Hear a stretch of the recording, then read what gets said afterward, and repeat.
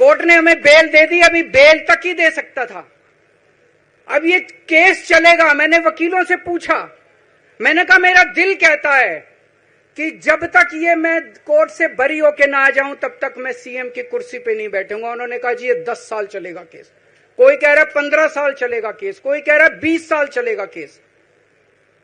तो केस ये अभी लंबा चलेगा। आज कोर्ट जितना कर सकता था, कोर्ट ने हमारे पक्ष में निर्णय लिया है, हमें बेल दे दी। उन्होंने ऐसे कानून में जिसमें बेल मिलनी नामुमकिन होती है, उन्होंने बेल दे दी।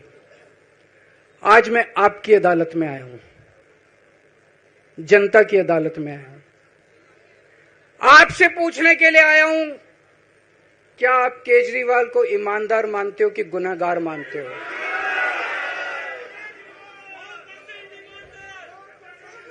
मैं दिल्ली की जनता से पूछना चाहता हूं, मैं देश की जनता से पूछना चाहता हूं कि क्या केजरीवाल ईमानदार है कि गुनहगार है? दोस्तों, 2 दिन के बाद, आज से 2 दिन के बाद मैं सीएम की कुर्सी से इस्तीफा देने जा रहा हूं।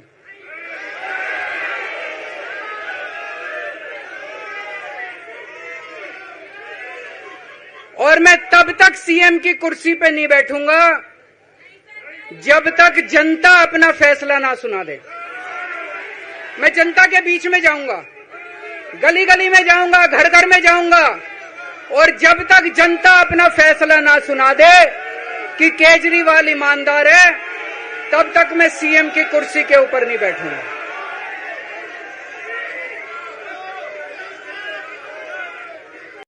आज का दिन सिर्फ भारत के लोकतंत्र में नहीं, देश के लोकतंत्र में एक ऐतिहासिक दिन के तौर पर दर्ज होगा। भारत की राजनीति में, इस देश की राजनीति में, पूरी दुनिया भर की राजनीति में पॉलिटिकल पार्टी के नेताओं को शक की निगाह से देखा जाता है कि इन्होंने कोई ना कोई भ्रष्टाचार तो जरूर किया होगा। भारत के इतिहास में कोई एक नेता ऐसा नहीं रहा होगा, देश के इतिहास में कोई ऐसा नेता नहीं रहा होगा, दुनिया के इतिहास में कोई ऐसा नेता नहीं रहा होगा जिसने इतनी हिम्मत दिखाई हो और जनता के बीच में जाके कहा हो कि अगर आपको लगता है मैं ईमानदार हूं तो मुझे वोट देना, अगर आपको लगता है मैं ईमानदार नहीं हूं तो मुझे वोट मत देना। अरविंद केजरीवाल जी की इस घोषणा को समझने के लिए अरविंद केजरीवाल द पर्सन, अरविंद केजरीवाल जो व्यक्ति हैं उनको समझना पड़ेगा। अरविंद केजरीवाल जी वो व्यक्ति हैं जिन्होंने आईआरएस की नौकरी, इनकम टैक्स कमिश्नर की नौकरी, जिसको पाने के लिए लोग कुछ भी कर देते हैं, जिसको पाने के बाद 10 पुश्तों लायक पैसा कमा लेते हैं लोग, उस नौकरी को लात मारकर दिल्ली की झुग्गियों में काम किया। ये आदमी है अरविंद केजरीवाल जी।